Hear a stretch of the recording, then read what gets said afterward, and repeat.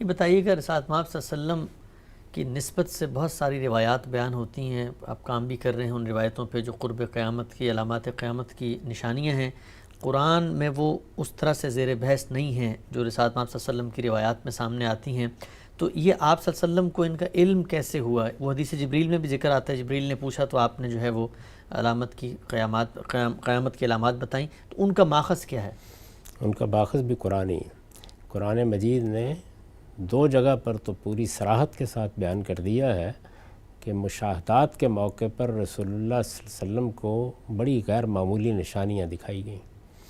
یہ اگر آپ دیکھیں تو اسراء کے معاملے میں بھی بیان کیا ہے، اور یہ اگر جبریل سے دوسری ملاقات کا واقعہ دیکھیں سورہ نجم میں تو وہاں بھی بیان کیا ہے کہ بہت بڑی بڑی نشانیاں، لیکن وضاحت نہیں کی اس بات کی۔ تو ظاہر ہے کہ وہ نشانیاں کیا ہیں؟ میں نے یہ عرض کیا ہے کہ سورہ اسراء میں جو نشانیاں بیان ہوئی ہیں وہ بادنہ تعامل سمجھ میں آ جاتی ہیں، یعنی آپ کی امت کے ساتھ کیا معاملات ہونے والے ہیں، ان کو کیا سلطنت ملنے والی ہے، ان کے لیے اللہ تعالیٰ نے کیا نعمتیں ہیں جو تیار کر رکھی ہیں۔ تو جس وقت یہ سارے علاقے کا مشاہدہ آپ کو کرایا گیا ہے تو یہ بھی بتا دیا گیا۔ خود روایتوں میں آتا ہے جس میں وہ الفاظ ہیں کہ زویہ لی الارض، یعنی زمین کو سمیٹ کر میرے سامنے لایا گیا اور مجھے بتایا گیا کہ تمہاری امت کی سلطنت یہاں تک پہنچے گی۔ یہ رویا ہے رسالت مآب صلی اللہ علیہ وسلم کے، اور مختلف وقتوں میں یہ رویا دکھائے گئے،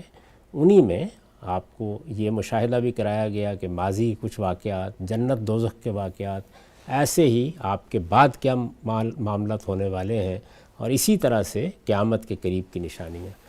بعد کی چیزیں اس لیے دکھائی جاتی ہیں کہ اللہ کے پیغمبر کو تو آخری پیغمبر کی حیثیت سے چلے جانا ہے،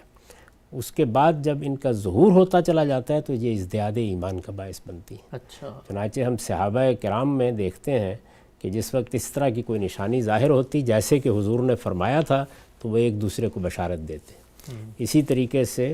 تابعین، تبع تابعین کے زمانے میں بھی بعض نشانیوں کا ظہور روایتوں میں ذکر ہوا ہے، اس میں بھی ایسا ہی ہوا، کسی نے خط لکھا، کسی نے مبارک دی، کسی نے یہ کہا۔ یہی صورتحال اس وقت دیکھیے ہوئی یعنی آج کے زمانے میں، آج سے 100-125 سال پہلے کوئی تصور بھی نہیں کر سکتا تھا کہ حدیث جبریل میں جو رسالت مآب صلی اللہ علیہ وسلم نے فرمایا، اور ظاہر ہے کہ یہ بھی رویا میں آپ کو دکھایا گیا ہوگا اس سے پہلے، کہ عرب کے یہ ننگے پاؤں، ننگے بدن پھرنے والے چرواہے عمارتوں کی بلندی میں ایک دوسرے سے مقابلہ کر رہے ہیں۔ تو یہ ایک ایسا منظر ہے کہ جس کو جو شخص چاہے جب چاہے اس صحرا میں دیکھ سکتا ہے۔ وہی جزیرہ نما عرب ہمارے سامنے، یا یہ فرمایا کہ یہ غلامی جیسی چیز جو ایک سوسائٹی میں یا معاشرے میں سرایت کیے ہوئے ہے، جس پر سارا تمدن قائم ہے، ایک وقت آئے گا کہ یہ ختم ہو جائے گی، اور یہ بھی ختم ہو گئی۔ تو اس طرح یہ نشانیاں اصل میں رسول اللہ صلی اللہ علیہ وسلم کی نبوت کے معاملے میں لوگوں کے لیے ازدیاد ایمان کا باعث بنتی ہیں۔ ایمان تو خدا کے پیغمبر پر اس کی دعوت کو دیکھ کر، اس کی شخصیت کو دیکھ کر، اس کے پس منظر کو دیکھ کر، اس کے بارے میں جو انبیاء علیہم السلام پہلے اطلاع دے چکے ہوتے ہیں اس کی روشنی میں لایا جاتا ہے، لیکن یہ چیزیں ایمان میں اضافے کا، اس میں افزونی کا باعث بنتی ہیں۔ جس طرح اس وقت بعض نشانیاں، بعض معجزات رسالت مآب صلی اللہ علیہ وسلم کے صحابہ کے سامنے آتے تھے، کہیں دیکھا کہ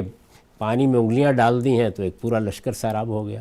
کہیں ایک دودھ کا پیالہ ہے کہ اس میں 2 گھونٹ خود پیے اور صحابہ کو دے دیا تو 70 صاحبوں کا دفتن منہ پھر گیا۔ تو یہ سب چیزیں اصل میں تقویت کا باعث بنتی ہیں پیغمبر کے حوالے سے، کیونکہ پیغمبر محض کوئی شاعر، کوئی فلسفی نہیں ہوتا، یعنی کوئی حکیم نہیں ہوتا کہ ہم محض استدلال پر کھڑے ہوتے ہیں، اس کا رابطہ اس عالم کے ساتھ ہے، تو اللہ کی معیت کا ظہور ہوتا رہتا ہے اس کی زندگی میں اور اس کے احوال میں بھی۔ تو یہ اس کے پہلو ہے، اس وجہ سے بہت سی چیزیں آپ کو رویا میں دکھائی گئی۔ ٹھیک ہے، ہم سب